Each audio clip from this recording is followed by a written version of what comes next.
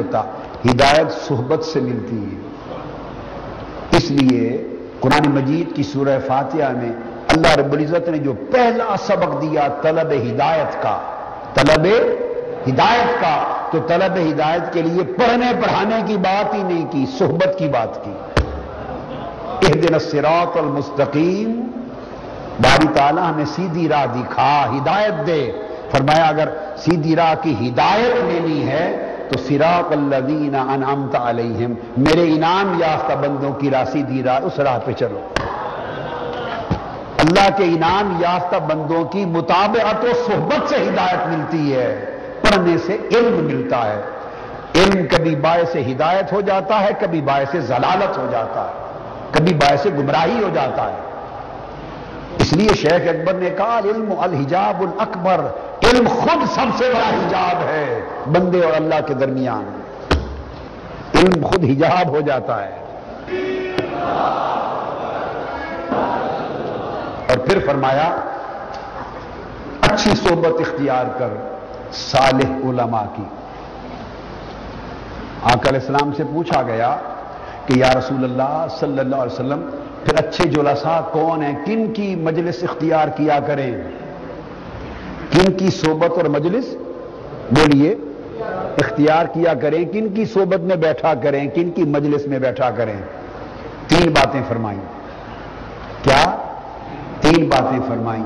فرمایا ان لوگوں کی مجلس میں اور صحبت میں بیٹھا کرو کہ جن کے چہرے کو دیکھو تو اللہ یاد آ جائے۔ فرمایا کہ رؤیتہم تذکرکم اللہ، ان کو اگر دیکھو تو اللہ یاد آ جائے، اور اگر ان کو سنو تو علم و حکمت میں اضافہ ہو جائے، ان کو سنو تو علم، حکمت اور بصیرت و معرفت میں اضافہ ہو جائے، اور ان کے اعمال اور زندگی کو دیکھو تو آخرت یاد آ جائے۔ فرمایا جن میں یہ تین چیزیں دیکھو ان کی صحبت و مجلس میں بیٹھا کرو، یعنی منطق ہو، ان کا بولنا، نطق ان کا بولنا آپ کے علم اور معرفت میں اضافہ کرے، ان کو دیکھنا اللہ کی یاد دلا دے، اور ان کے اعمال اور زندگی کو دیکھنا آخرت کو یاد کرا دے۔ یہ جلساء ہے۔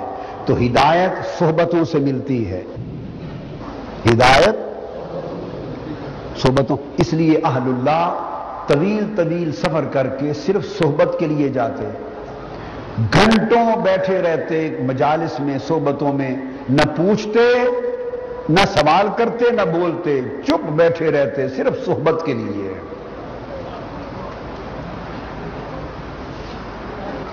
اور پھر فرمایا وَلَا تَطْمَعْ فِي الْحُبِّ لِلَّهِ مَعْ حُبِّ الْمِدْحَةِ، اور اگر تو چاہے کہ اللہ کے لیے تجھے،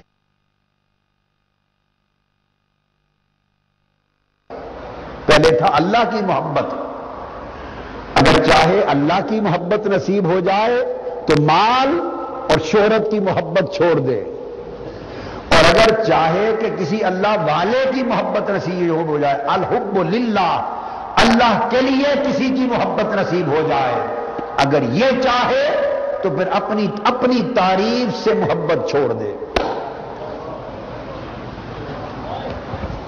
اپنی تعریف سے محبت ہوتی ہے نا بندے کو، بندہ چاہتا ہے نا لوگ میری تعریف کریں، محبت ہوتی ہے نا میری تعریف کریں، میری واہ واہ ہو۔ فرمایا جو اپنی تعریف اور مدحت سے محبت کرے گا اسے اللہ والوں کی محبت نصیب نہیں ہوگی۔ وَلَا تَطْمَعْ فِي الْوَرَعِ مَعَ الْحِرْصِ فِي الدُّنْيَا، اور اگر تو چاہے کہ تجھے زہد اور ورع نصیب ہو جائے تو دنیا کا حرص چھوڑ دے، دنیا کا حرص چھوڑ دے۔ وَلَا تَطْمَعْ فِي الرِّضَا وَالْقَنَاعَةِ مَعَ قِلَّةِ الْوَرَعِ، اور اگر تو چاہے کہ تجھے اللہ کی رضا اور قناعت نصیب ہو جائے تو ورع ترک کرنے سے یا کم کرنے سے اللہ کی رضا نصیب نہیں ہو سکتی۔ 14 نصیحتیں کی، 14 نصیحتیں۔ اور اس کا طریقہ کیسے نصیب ہو، یہ ساری نصیحتوں کا جو پیکج ہے، یہ عمل کیسے مل جائے۔ امام محمد بن اسحاق حضرت اسحاق سے روایت کرتے ہیں کہ میں نے حضرت ابراہیم بن ادم سے پوچھا ان چیزوں کے لیے کوئی ایک جامع وصیت کر دیں، نصیحت کر دیں، سارے طریقے اس میں آ جائیں۔ فقال اتخذ اللہ صاحبا وذر الناس جانبا، کا ایک ہی طریقہ ہے، اللہ کو دوست بنا لے اور لوگوں سے کنارہ کش ہو جا۔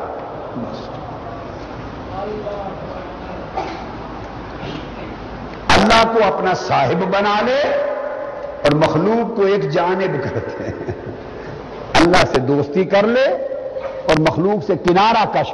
کنارہ کش سے مراد یہ نہیں ہے کہ ترک دنیا کر دی، ترک تعلق کر دیا، نہیں، یعنی دل کو ان کے گورکھ دھندے میں نہ الجھا۔ کوئی تجھے اچھا جانتا ہے تب پرواہ نہ کر، کوئی برا جانتا ہے تب پرواہ نہ کر، کوئی دوستی کرتا ہے تب بھی خیر خواہی کر، دشمنی کرتا ہے تب بھی خیر خواہی کر، نیک ہے تب بھی خیر خواہی کر، بد ہے تب بھی خیر خواہی کر۔ آپ کہیں گے بد سے کیا خیر خواہی؟ بھئی بد سے یہ خیر خواہی کہ اس کے لیے ہدایت کی دعا کر۔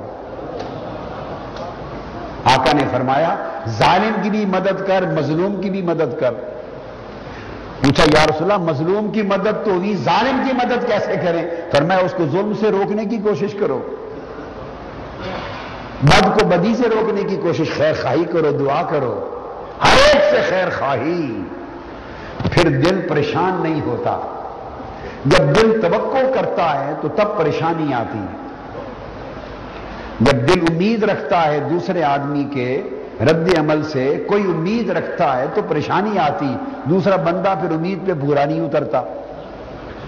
آپ نے کسی کے ساتھ بھلائی کی، امید رکھے وہ بھی بھلائی کرے، اس نے بھلائی نہ کی، پھر آپ کو دکھ ہو گیا، مجھے بڑا دکھ ہویا، اس سے بہت دکھ ہو گیا، میں ساری زندگی اس سے بھلائی کرتا رہا، وہ بے حیا نکلا، اس نے میرے ساتھ ایک ہی موقع آیا تو مجھے بھلائی نہیں کی۔